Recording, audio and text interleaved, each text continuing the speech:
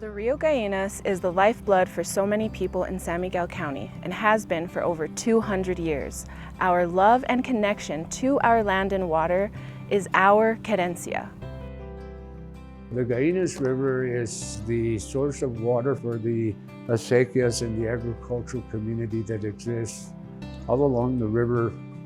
Some people will simply look at it as an acequia system being an earth canal that delivers water to irrigated fields and crops.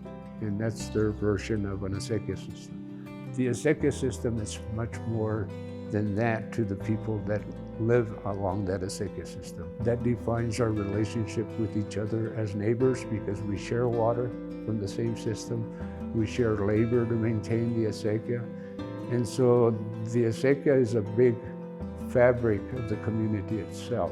So the acequia systems to me, are very special, both in the physical and what they do for us, but also in the overall of the relationship to the community that you have. From the headwaters all the way down, there's enormous amount of wildlife that relies on the river. We also have a lot of birds that fly through these areas in the winter, and so it sustains that kind of life.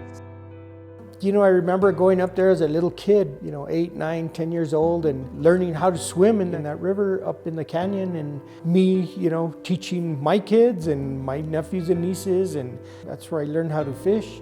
That's where I caught my first brown trout up in the canyon right underneath Hermit's Peak.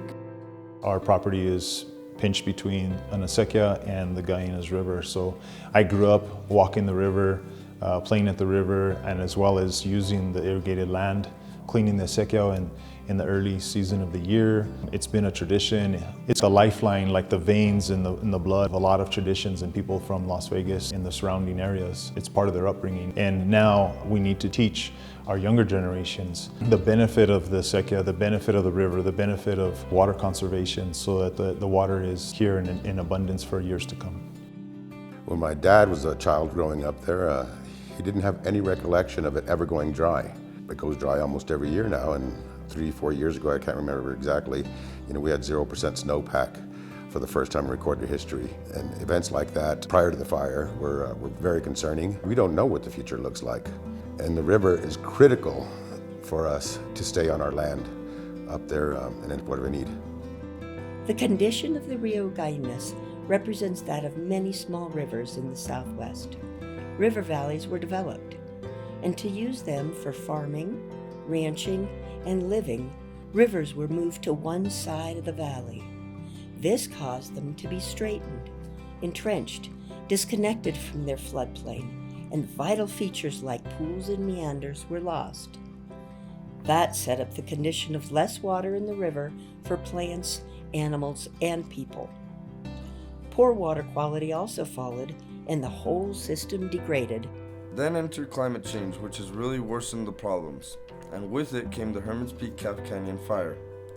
75% of the Gallinas watershed burned. Last year, in 2022, the river ran black and brown for 4 months. Erosion in the watershed was severe, and we have 5 or more years of this to live through. So last year in 2022, we had the worst wildfire in New Mexico history. Much of the watershed in both tributaries of the Gallinas is completely destroyed. And what's endangering, this waterway is, there were many homes that burnt in the canyon. So there's not only contamination from burnt forest, but burnt homes and everything that comes with that is, the contamination level, I'm sure, is severe.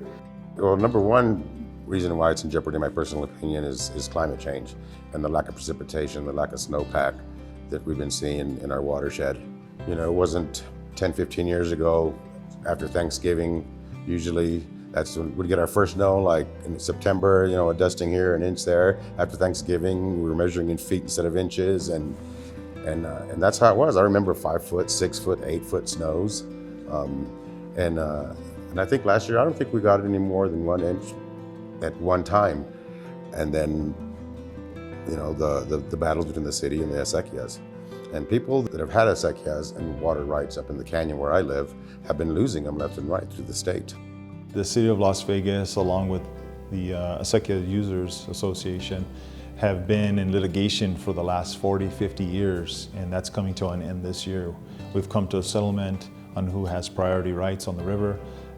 Again, that's always going to be something that needs to be shared between the municipal water supply and the agricultural lands and irrigating those lands.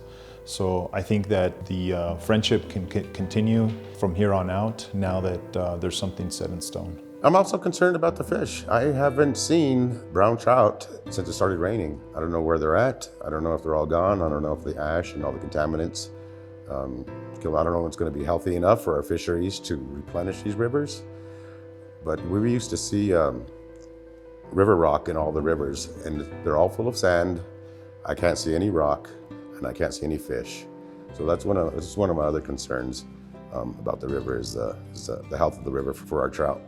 Without widespread and thoughtful watershed restoration, the Rio Gallinas and its communities will suffer for decades or longer.